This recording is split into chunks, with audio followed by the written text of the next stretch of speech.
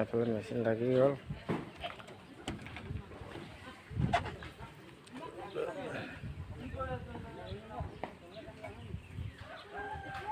Ready হৈ গ'ল নেকি?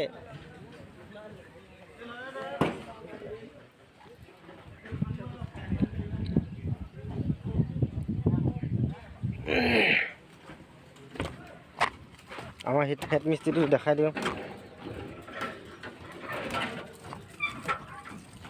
এয়া আমাৰ হেড মিস্ত্ৰী,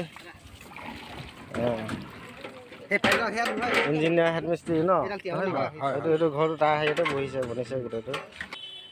এইটো একেবাৰে সৰু যোগালীটো, হেড মিস্ত্ৰীৰ লগত সৰু যোগালী মানে। বৰ্তমান ইঞ্জিনিয়াৰ হ'বলৈ গৈ আছে। বৰ্তমান